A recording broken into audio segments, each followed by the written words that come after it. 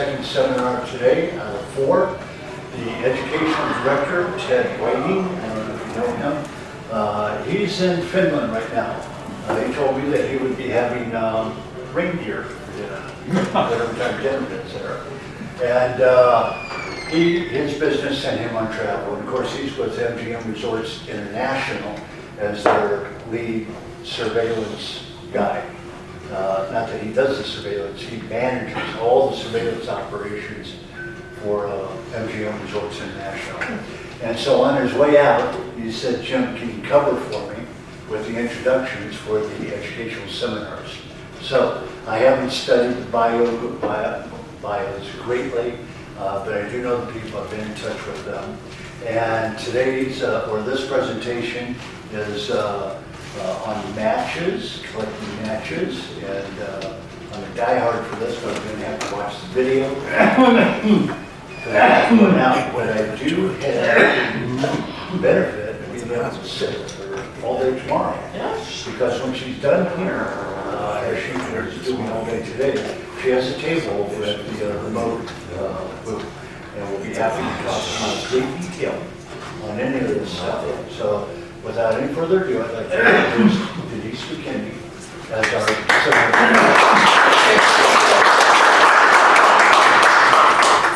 So hopefully I can provide you with some good information about collecting matchbooks. As I said, my name is Denise. I'm the current president of the Raft Camp Match Cover Society. And I've been in this society probably since like 2011. I'm also in the Angeles Match Cover Club. I've been in that club since like 2008. But I do like outreach a lot, so I'm always trying to go out and educate people because I do get a lot of questions regarding collecting matchbooks. I am not the expert, but at least I know enough to get the point across and to help educate people because it is a great hobby. The hobby's been around at least, and I'll get into it more, at least officially since 1939. And I know I spoke to some of you earlier, but we do even have a name. It's called Philumini. So it's people who collect matches and lighters and things like that. So that makes me a Philuminist. And there is somewhat of a science to it. And I'm very grateful for all the members past who have come up with this. And it's made my job a lot easier, so that I already have it all spelled out for me. So this is pretty much just kind of a one-on-one, and there will be lots of time for questions. And I've answered some questions earlier, but if you have any questions, thoughts, I'm here for it. So let's get started.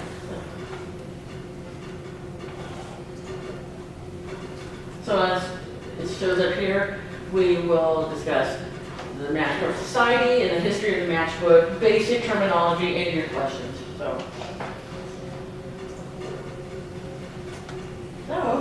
And this is one of the original matchbooks from the original meeting. So the Raft Camp Match Cover Society is named after Henry Raft Camp, who, as it says, got with his group of friends.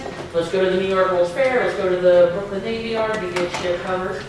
They thought it was a great idea, so let's get together once a year, and that resulted in the Raft Camp Match Cover Society. Not to be a bummer, but poor Henry Raft Camp died the next year while they were planning the second one, so they decided let's just continue to do it, and that's how it started. So that's why it does have that name. People have asked, like, well, what's the Raft Camp? And that's why it's for Henry Raft Camp. So that brings us to regional and specialty club. So once the Raft Camp Match Cover Society, or RMS is what we call it, started, it only meets once a year. So they're like, well, we want to meet more often, we want to meet locally, because like that said, it started in New York. And it's been more of an East Coast based hobby, right? It has traveled, it's been to Las Vegas in 1969. It has been out to Los Angeles in 1955. But unfortunately, it is an East Coast based hobby. But there are regional specialty clubs. So like, I am in the Angeles Match Cover Club, we're in Southern California. But here's a few, and there used to be a lot more. But just with a lot of hobbies, people are passed away, it's just the interest. So I think at one time there was probably a club in every state, and I think I spoke Connecticut wrong, so don't look at that. So these are a few of the same clubs that are still around that you can join. And then we have the specialty clubs, as you say. So we even have our own casino club within the society. There's the Girly Club, which is girly matches. big boys, huggable bears, mermaids, full length, and jewelite are a few. There used to be the New Moon, which that was Matchboxes. And if you notice, I won't go too much into Matchboxes. We have them here, but America, the United States, and Canada is mostly a matchbook, I guess, fan base, where if you go to Europe and other countries, they're more predominantly matchboxes. But we still like matchboxes, we'll take them. You know, it's not just matchbooks in our club. And we have Canada. So Trans-Canada does have their own club. They even have their own swap fest. I think that's usually in May. And they do participate in our activities too. History of the matchbook. So, 1892, Joshua Pusey, he patented the first friction matchbook. And then the Binghamton Match Company developed it. And then it says in 1895, Diamond Match bought it and then sued them. And I do believe there's only been 2 Binghamton Match Company matchbooks ever seen like in our lifetime. And then I'll get into, you'll see, just matchbook production, like how we know it, really didn't get started till like the 20s.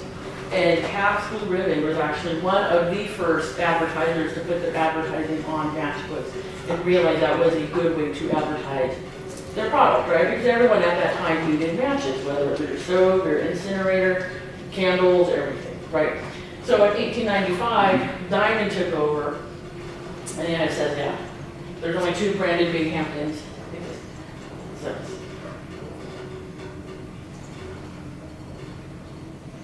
So in 1894 to 1919, they're all Diamond Match. You won't find Binghamton or any other cover. And then and you'll find some from World War I, and I think it's on the next slide. It'll be Knights of Columbus. So that's usually the most common World War I era match cover you will find. But so it's amazing that still exists, you know? So 1920, 1930, you'll find a fair amount of those still, believe it or not. I love this cover, she's very art deco-y. But usually they will have a footer, and we'll get into footers in a little bit. So, am I going too fast? Well, Yeah. how do you date them in this period? I'll show you. Okay. It's coming up. So 1931 to 41, right? And it says here's where the great bulk of the old covers come from. They're not the oldest, they're not the rarest, but these are the ones you want, just because the artwork is super cool on it. Even this one I have, it's not the great shape, because just over time, the materials wear down, just it being in someone's collection, things like that. So here's the one I mentioned that was from World War I, this Knights of Columbus one. Is it Knights of Columbus? Oh, Red Cross, sorry. But pre-war, so this is a good thing to know. The hobby defines old as anything pre-war before December 7th, 1941. I don't know why they decided that date. I know it's Pearl Harbor, I don't know. But, and you guys are collectors too, so I'm sure you guys get this, where people will be like, oh, you want to buy my old matches, right? And I look and I'm like, oh, they're from the 80s, like they aren't old, but they think anything, right? So in the hobby though, if we're talking old, it's pre-war. So basic terminology. So this is the basic that you'll need to know. So we have front strikers, right? Matches of the strikers on the front, on the back, and a saddle. So in 1972, the federal government decided it was unsafe to have your striker in the front and changed it over to a back or rear striker. So that's one way you can help date your matches. So when people come to you and they're like, I have these old matches, but they're all rear strike, and they have to be over 1973, right? So, but you'll still find some old stock. I think they did grandfather that in. So they continue to use front strike material until like the mid to late 70s. So, and then the saddle's the little top part. It's usually phone numbers or, it's an excellent food or something like that. So. Oh, yeah.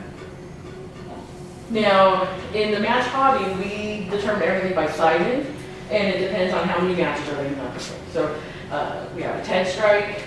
20 is going to be your most common out of all of them, with 30 strikes being the second most common. But 10s are fairly common, and 40s are fairly common. But then you get into like 12s, perfect 36s, giants, and midgets. And midgets are tiny little baby ones. And those were like a gimmick that Line Match came out with, and it was for ladies to put in their purse or their cigarettes, because they're dangerous. I have fat hands. I don't even know if I'd be able to pick the little match out to light it like my cigarette, right? But they were around for like 10 or so years, so people must have used them, you know. Styles, right? So there are a ton. And there's even times I have to ask, like, what is this? You know, and they tell me. So I did some of the most common ones that you'll probably come across if you're out looking for matches and things like that. So we have a contour, which means it's shaped. And this is a pretty fairly basic one. I have something that's like a dog, it's eyeglasses, you know. Come to my table, I have one that's a lady in a gurney. I don't know why they thought that would be for a contour, but I even have one for a contour chair that's a contour, and I'm like, oh my god, you know, stop the insanity, right? So features are printed sticks, right? You guys have, I'm sure, have seen those, and there's a lot of good casino ones. The difference is though, okay, so a feature is when the matches are flat and wide like that. It's printed sticks, they look like regular matches, but they still have the artwork on it. So that's the only difference between that. But you go get some matchbook snobs that are like, those are features, those aren't printed sticks. It's the same thing, as long as the art is on those, and technically those are the ones you do not want to shop, right, because they have the artwork on it. We have jewel lights, which is, they're kind of a rip-off of a contour, but they're usually just rounded, like a figure 8. And there's a lot of sports ones like that. So you'll see it's usually a helmet, a basketball, and there's a sports schedule. So I'm sure you guys have seen those, right? And then a Matchorama is just real photo. So that was a gimmick. So like it says here, matchbook manufacturers, we're just trying to always keep things fresh and new for people. So that's why they come up with certain gimmicks. And I still have some more on this next page. Technology. So we have a royal flash, and all that is a 40 stripe, right? But a lot of these, because they are kind of like a brand name, if you try on the other side, it'll say royal flash, or it'll say midget, it'll say feature. So if it doesn't say that, then it's like a imposter. So we have a knot hole, which, as you can see, that's the front. It has the hole missing, so you can see the little wheels through it. So you'll see those. A pop-up display, so this part is like separate. So when you open up the book, it pops up. And a lot of times you're like, oh, it's a big boy. That's probably the most common one. But those are really neat. And then my most favorite match cover of all time, because I'm a cat person, a full length. So that's just the artwork on the whole full length. Not just because it's a cat, but it's pretty like. What company is that? Well, I'm sorry? I can't quite read it. What company is the one with the cat? It's Talosson's Fountain Service, so it's a lunch thing. Oh, okay. But I think it's funny because there's no picture of that. They just want No, this is a big red cat. that is a kitty car from the post office. Very suspicious. And that was my like holy grail for a long time because it's just so funny. The cat's just like, here's the post office. Forget the food. Yeah, I don't know. And here's a few more. I just didn't want to like put a ton of pictures, but we have spot strikers. So that's when the striker is not on the bottom. So I have some at my table if you want to look. The most common one is it'll be someone's butt. There's like a Hitler. So Hitler's butt bent over, right? And you strike it on Hitler's butt. There's a bowling one where you strike the lady's butt, right? So that's spot striker. Group ones are, they're not from a business. So you would buy a group one set. And they're from like the 30s and 40s. And mostly they're like celebrities or sports stars. So when you hear people talk about group one nightlife, it'll be a set and it's like, you know, Joe Crawford, Clark, you know, you would just buy those. They weren't for any business.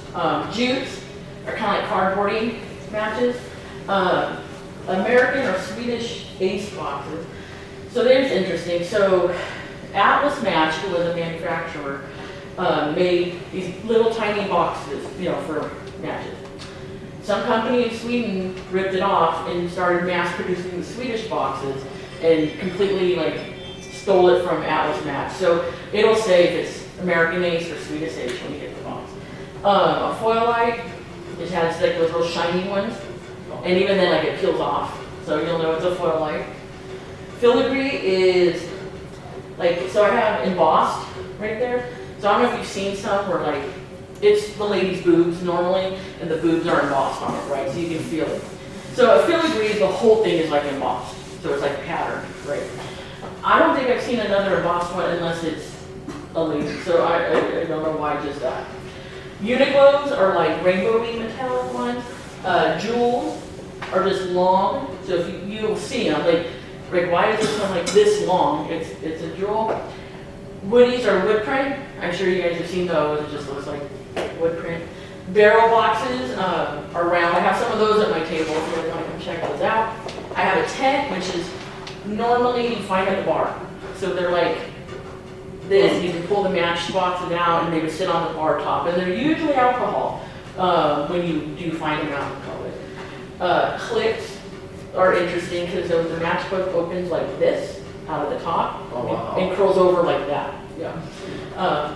There's a lot of foreign clips, but there are some American clips too. Colgates are similar to Group 1, and they do fall into that category where they're pretty. They have like dogs and stuff on it, but you would buy those at the store, or they came with a bridge set. So it had the matching cards, pen, pad, cute little matches. So that's what Colgates are. Don't make my mistake. So the first time I went to an auction, I didn't go look at the stuff. And I looked and I'm like, oh, Colgate's, thinking it was toothpaste matches. And I bought them, like, what are these Scotty dogs? I rented them. Easel backs, mostly those are from restaurants, and it's what it says. They somehow punched out a little easel on the back so you pop it out, and it would stand here at your plate when you would come sit down, more like a decorative thing. I said the embossed. Pull quicks, I have one on my table too, where they're just a row of wood matches, and when you would pull it out, the friction was inside the box, so it would already be lit when you pulled it out. Wow. Yes. That doesn't seem too safe to me. Sticky backs are normally 20s, and you open it on the back side, there's like a little piece of tape, and you would stick them to your cigarette pack. And the one you'll see the most of that one is from International House of Pancakes. That one, there's a ton of them, and they're sticky backs. And then Adveraps aren't really matches, but what it is it's an advertisement you wrap around a pack of cigarettes, and the matchbook would match it and go into it. And it was like an easel bag, so it was like a decorative thing. So everything matched. So that's what an Adverap is. So those are a few of the gimmicks. I'm not even going over all of it, but if you're out and about, I think these would be the ones you would find the most. So. What about the ones from World War II where they made them shorter and narrower? Like a 10? Well, it was 20, but it was in a smaller pack. Yeah, and I think because if they were saving on paper or during the war. yeah, those I think just fall under the 20s. They still call them a 20. Right. But there's even 20s that they call like calls. They're just a tiny little bit taller, or some are a tiny little bit shorter. But those would still get lumped under the 20s category. So miscellaneous, generic or hobby-related terminology. I'm sure you've heard bobtails, right? So that is when the striker is missing. Now, sometimes back in the day, people would cut off the striker, but that was never the problem because that's not where the chemicals are, right? Or sometimes they just fall off. I have match covers that are old and crusty and fragile, and just, unfortunately, the striker falls off. Does it make it worth a little less? Yes and no. So, to me, I'm fine with it. I would put the bobtail in my collection, and then when I find one with a striker, just replace it. Some people are absolutely not, but I will say this. If you see, Chuck! I'm surprised I didn't do that. But if you're buying matches, do not pay full price for a bobtail, unless you really absolutely want it and it's that hard. Because I see on eBay people will be charging full price for a bobtail, and I would not pay that. I would put it in my collection, but I would not pay that price for it. Shuck is when you take the matches out. Struck, clearly the striker is struck. That's another sensitive thing. Some people won't get strikers. I don't care.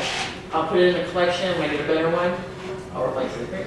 Girlies, like I said, that's when it has a pinup girl, any kind of a woman. She doesn't even have to be sexy. It's just a woman on it. Dupes is your duplicates, right? Flats. Who was it? Was it you who I was talking to about flats earlier? So a flat is not a match cover. A flat is usually a salesman's sample or overrun. So you'll see those and they look perfect.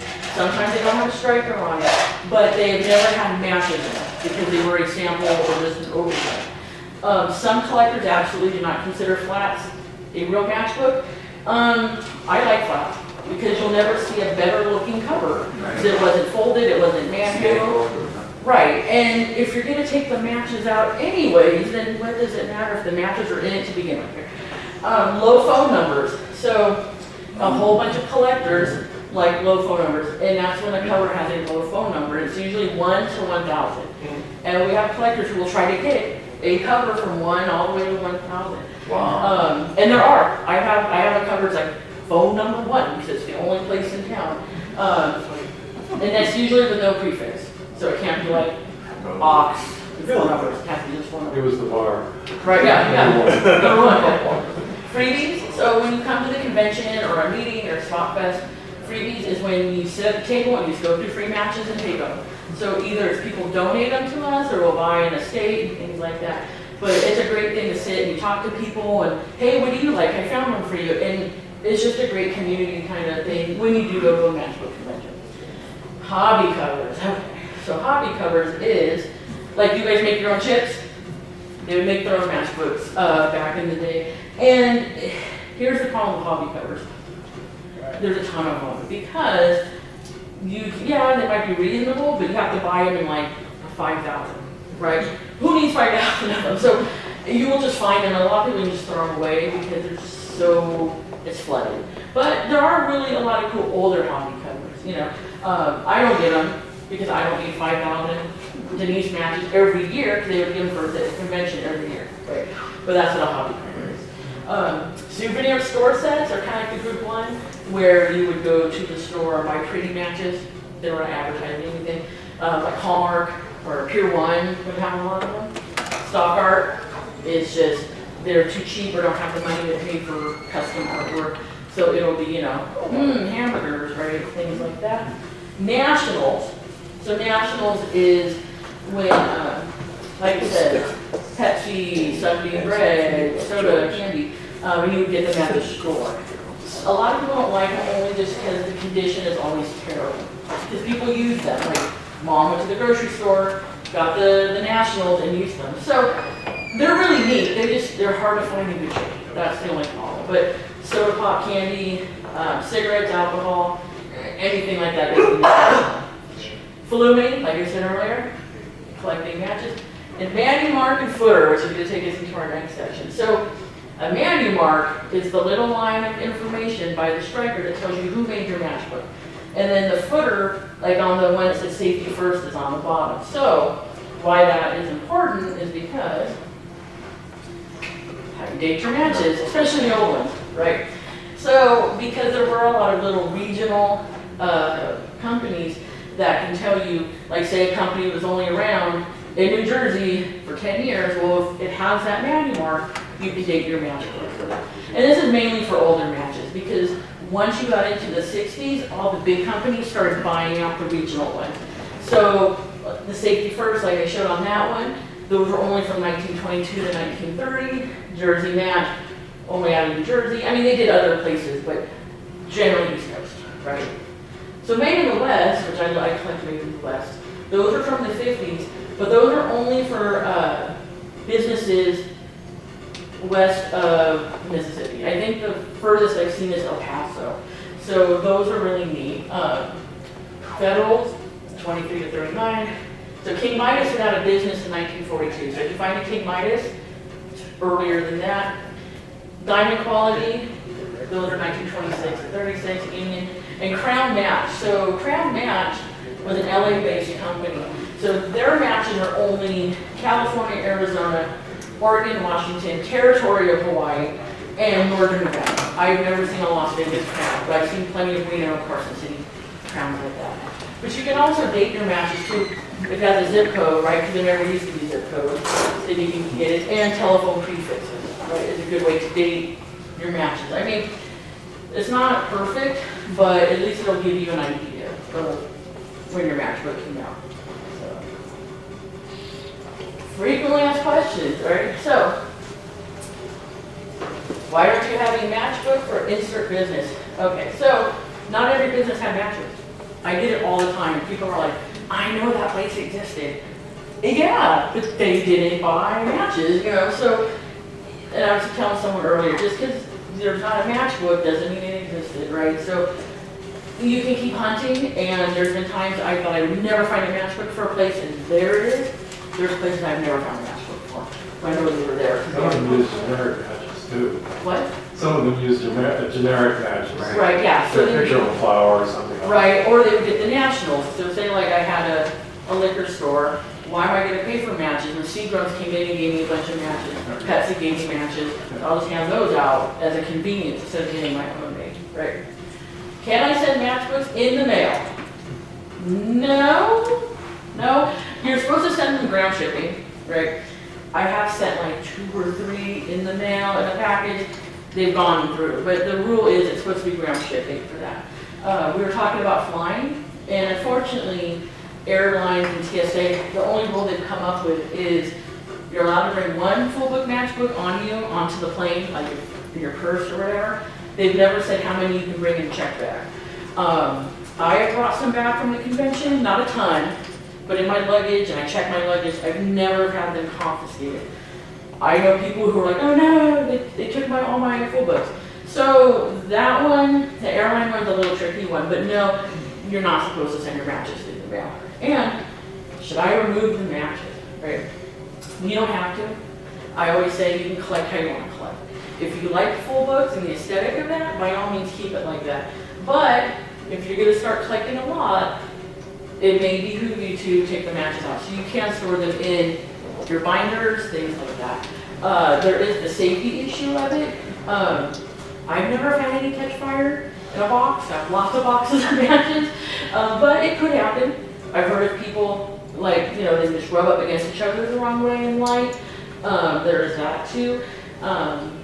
And it's just, I guess I would say too, if you plan on making displays, take them out, so that way they can lay flat against your frame and things like that. So it's really up to you. You know, if you only have a few, I would keep them in a full book form. But if you want to get a lot, to me, I would shut them. Right? But there is no wrong or right way to do it. It's what you like. You know, I was talking to someone earlier, and they're like, "Oh, I have full books, but my binder's like this thick because it's just a lot of space." But if you like them that way, now you don't take the matches out of the feature, right? You keep those intact. But it's really what you prefer. I know I wish I had a better answer, but there's not. You know, some people. I have someone on Instagram just gets furious when I post covers because I ruined them, and I'm like, I didn't ruin them, you know. The hobby likes it this way. I'm in the hobby.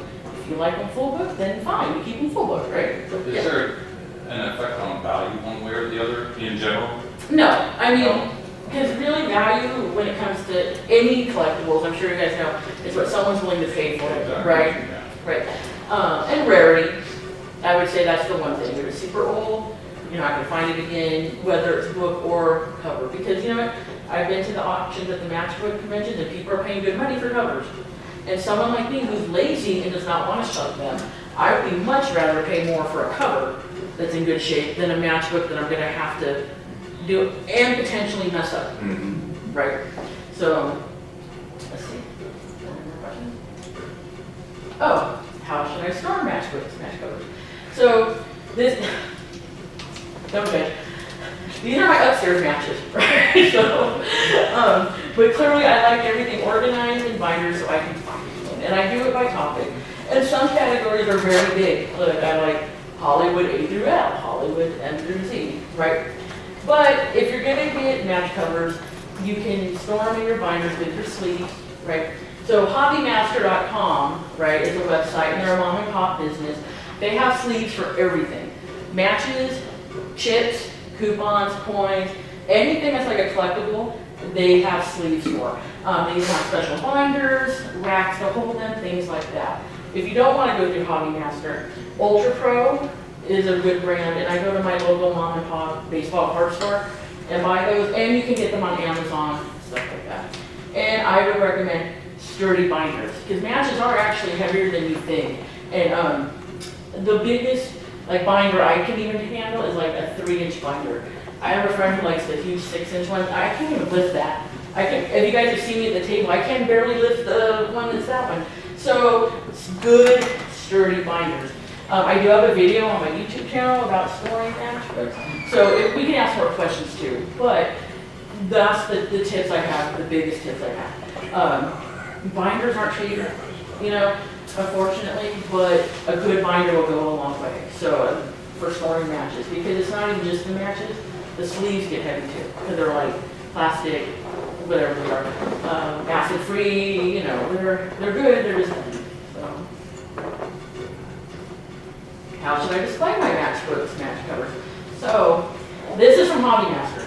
So they make stuff like this for your full books.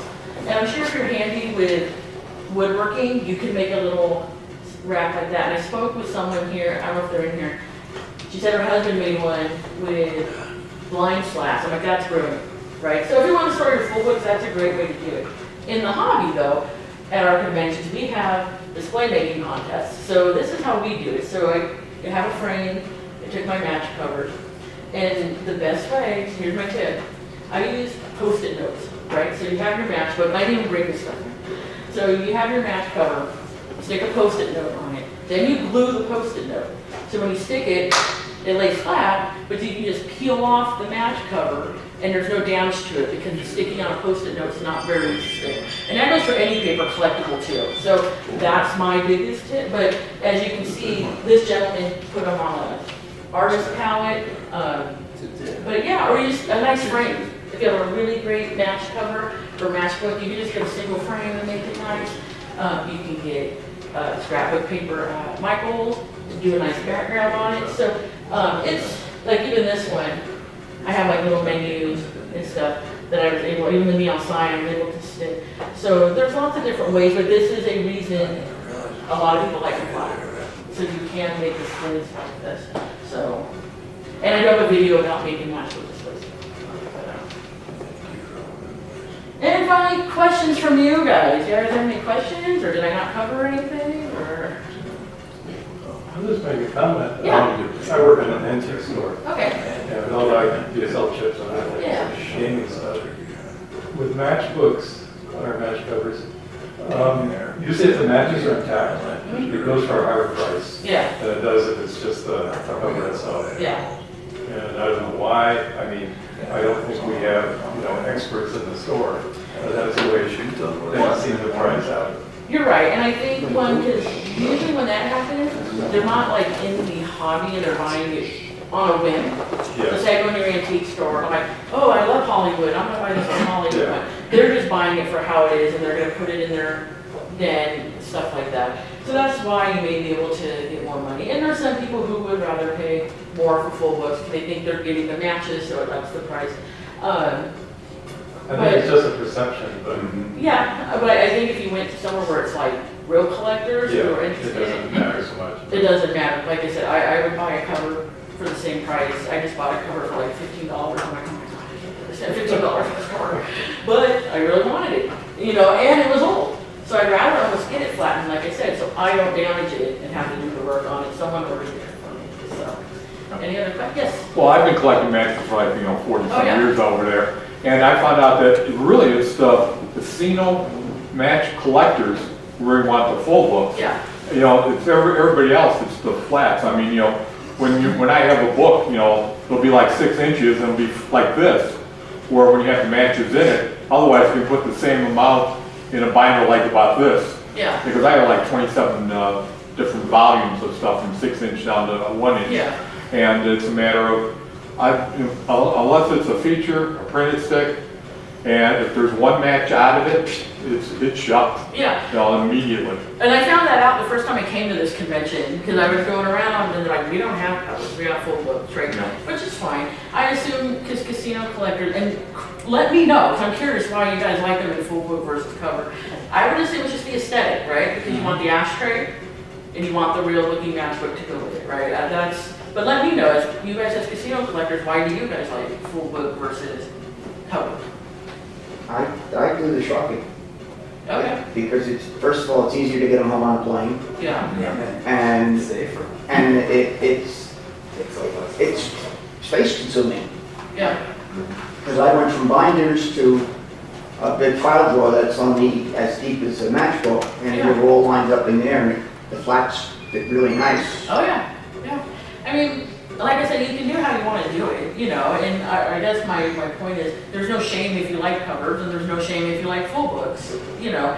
I just don't feel like it affects the value, but to some people, like I think, if you're not in the hobby, you're like, oh yeah, I would rather buy the one that's complete, not knowing either the safety issue or knowing how the real collectors collect them, you know.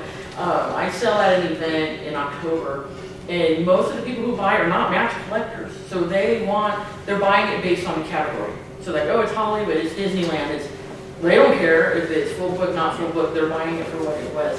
Whereas you guys as collectors have a little bit better taste and more, you know, no, refined, you want it for a reason, you know what I mean? So, you know, it's just, I guess, my point is just how you like it. You know, and I'm not gonna shame anyone for it. We all have different tastes on what we like. If you want the aesthetic of a full book, great. If not, if you want the storage issue, that's great too, you know. So, I'm an equal opportunity matchbook person. I just, for my sanity and my space and my time, my money, I prefer the matchbooks. Because, like, I hate shopping. You know, it's just, then you gotta wait for them to flatten, you know, it's a whole process. But if you have the space and time to make a really nice full book display, I would do that. You know, there is something about that aesthetic, you know. So, I'm sorry, man. But any other questions or anything? Or? No, what I do with mine, because I have a lot of, the clip ones over there. Yeah. I actually sprayed something on a piece of paper. I had these plastic things, and just to better covers, I just cut them all down to the same size because they were already, the strikers were off. Yeah. And I put them on the walls and, put them up, and it looks very, very nice. Yeah. Yeah, that's it. I did that with just good-looking covers, casino covers, hotels, beer, or whatever I had. Yeah. It makes a nice thing over there, but I wouldn't do it with a good cover, as far as anything like that. If I had a cover that was worth $5-10, that ain't never happening. But I covered it, to me, it's worth a nickel or 2 cents, who cares? Right, and then like I was explaining somewhere earlier about features, like sometimes when you get a book of features, there's like 1 or 2 little matches in it. Mm-hmm. To me, it's not worth keeping it like that. I'd rather just take the 2 little matches out of it. And I have a bag of like lone orphan features, and I use them for art projects and things like that. Because you're right, like why keep it intact with 1 match in it? You might as well just chuck it, get it flat, put it in your collection. Or you may find a match thing with 1 missing, and son of a gun, you got one. And some features, you can still be missing 1 and still have the entire. Yeah, a lot of feature people on it. actually take out except for 1 row. Yeah, they'll leave 1 comb in there. and One staple comb it, there, yeah. that's it, yeah. And some people are fine like that. Other people are like, oh no, and like I said, it's whatever you feel comfortable doing and however you like it. Because ultimately it's your money, it's your time, it's your space, it's your hobby. Right? That's it, exactly. Exactly. So, Okay. yes. Last question. No, it's okay. But I have I'm wondering where do you think it's headed? Like, a lot of people quit smoking lately, including me. Yeah. Well, that's a good question. So, And most of the covers I see now are like the generic white ones. right. So, no, that's a great question. So there are coming back because it's been a lot of like cooler restaurants, I've seen bring them back, and now it's more like a novelty. And it's not that people are smoking. I think they're just trying to be like ironic or cool and bring back the matchbooks. But a lot of it's still matchboxes. So when I go to a restaurant out, I'm in LA and stuff, it's usually matchboxes, right? And maybe it's an easier process because like vinyl records, right? Once those went out, all the manufacturers went out. So now when they make vinyl records, it takes forever because there's only a few manufacturers now. And the same thing with matches. The only people who really make matches now is DD Bean out of New Hampshire. So even if it has a different manu mark, it's getting made in New Hampshire. So that may be a hindrance too, where it may be easier to get matchboxes made versus matchbooks. But no, I have hope for it. I mean, no one's smoking, but I still have candles. And I have an old stove that has a pilot light. So, that's true. So, but no, it's coming back. You'll see. If you go to a more cool place and ask, but they're also for sale too. I've seen that where they've gotten these really cool features made, but they're charging like $5 each. It's not the old days where they're Well, just giving them good, out. at least there's a history. Right, yeah, you know. So when I pay it, yeah. But even like, I was at the Rio and they have the Kiss Golf and Museum, right? So I was looking in the thing and they have Kiss matches for sale. They want $10 each for a Kiss matchbook. And if you look, the caddy's completely full, so no one has Yeah, bought right. one of these, right? So I just think if the price is right, people might pick it up as a novelty. When I do talk to young kids who come up to the table, they're very interested, like in the artwork and the history. But all of them are like, what's a matchbook? And I'm like, okay, because I'm glad there's no smoking, but then I have to explain, you know, well, back in the day, not just smoking, you had a stove, you had a heater, you had an incinerator, this and that, you know. So I still use mine for candles, you know. I do too. Yeah, but the disposable lighter also killed a lot of Yeah. matchbooks too, so it's not just the non-smoking part of it, so. Any other questions or comments or anything? Yes? This is a while, but Sure. in an antique store, we have, I had a bunch of vintage matches with Dyson play on the back. Oh, I've seen that. They sold out just like that, boom, gone, Huh. buck a pop. So, Maybe. and I don't know what they do with them, you know, Yeah, I mean, it they're depends on, just cool looking. well, it depends on the category too, like, Disneyland stuff sells like that, right? Like, I can get rid of Disneyland Yeah. matches like We crazy. have Disney, yeah. They're only getting them because it's Disneyland. It Yeah. doesn't matter if it's a matchbook, whatever. And it's so funny because there's from the tobacco shop at Disneyland back in the day, there's matches from it. And people are like it's a big thing. They're like, oh, I have like Disneyland matches from the tobacco shop. I'm like, yeah, there's a bajillion of them. Like, but to them, they're young. Like, they can't imagine a time where you could smoke at Disneyland and Disneyland selling cigarettes. Right? So it's a big thing to them. But yeah, usually Disneyland stuff sells, tiki matches. People are buying them because it's tiki. It's nothing to do with the fact that they're a matchbook. So yeah, I mean, you get those people who just want, no matter if it's a matchbook or not, it's just whatever the category is to go in their collection, you know. So, any other questions or comments or anything? Well, there was like World War II, they came out like half the ribbon was over in Hawaii. Yeah. And you had all of these matches over there, 10 cents from the, you know, from whatever, you know, the commissary from this, from Oh, that, yeah. and all the other stuff. It was quite interesting to get that. Plus the big one is trying to get all the covers from all the ships that were at Pearl Harbor. I was gonna say, There Navy was like ships is a 30 big Oh yeah, there category. were like 36 ships all Yeah, together there at was. the time. Or Navy ships in general, because every Yeah. ship had a matchbook. Oh, So, yeah. a lot of times when they go into a port, they would trade. There was a collector who's passed away, but he was in our club, and he was, I think, in the Navy, and he worked at, I don't know what it's called, but it's when the ships come in and get all their provisions and stuff, and he'd be like, oh yeah, I'll hook you up with an extra case of whatever if you give me a caddy of your matches. So we had matches from every ship, and not just ships, there's Army, Marines. Yeah. A lot of the ones that go for a lot have like the Disney insignia, Oh, those mascots. are the Pepsi set. Yeah, there's a gray and a yellow. Yeah, there's like, I think 3 different sets in the same set, 48 in them. Yeah. And then there was even like about 12 or 14 other ones over there, which I have, you know, they're, Yeah. with all the insignias over there. And I have some cool military ones. Like I have some that have blimps on them. I think that's really neat. I do have a Pearl Harbor, but it's from the submarine base. It's not from the USS Arizona. But I do have a USS Indianapolis, Yeah. right, which that has a storied history. So Navy ships is a big thing, but that's a category that's a little bit dying out. 'Cause I think just the younger people That's it. don't care about I've the got the Navy ships. Nevada, USS Nevada, which was Oh, yeah. at Pearl. Yeah, that was there. Some are really cool, the military yeah. ones, They yeah. sell them all in the store. They really do. Do they? Yeah, we get a lot of retired naval people who live in California Yeah. and the San Francisco area, and they come in, they buy, you know, they buy 10 or so different ships, because they tend to be all blue, you know. Oh, that's right, they're all And blue. they'll buy the ships that they do, you Yeah. know, they've gone into mothballs or Yeah. been completely, you know, decommissioned. But they'll go, I knew that one, I knew that one, Yeah. or, you know, whatever.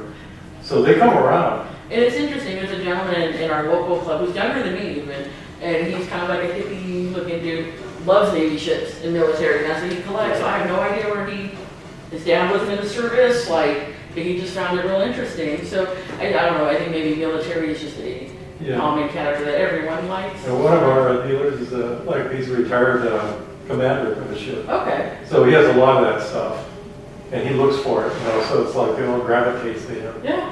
Well, even my uncle's in the Navy, and he was in a submarine. So So we're surprised, yeah, we're really surprised, that's very popular. Yeah, yeah. Any other questions or anything?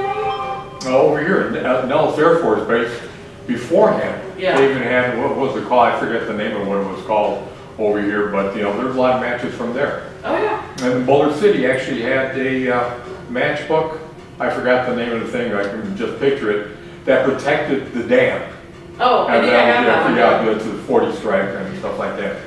And not just Fort- that. Oh, God, I can't There's remember. like the PX, the ACDC Club, the Officers Mess. Yeah. There's a lot of military that's not even ships, Yes. squadrons, Oh, things yes. like that, right? But some people don't like those. They only want, or you'll see like military, but not credit unions or Yeah. stuff like that, right? Sure, okay. So, And some prisoner of war camps too. yeah, POWs. Yeah. People like the California conservation camp ones. Those usually go for a lot of money. And I think too, because there's a whole bunch, like they just want to collect them all. You know, and I get that. I get that.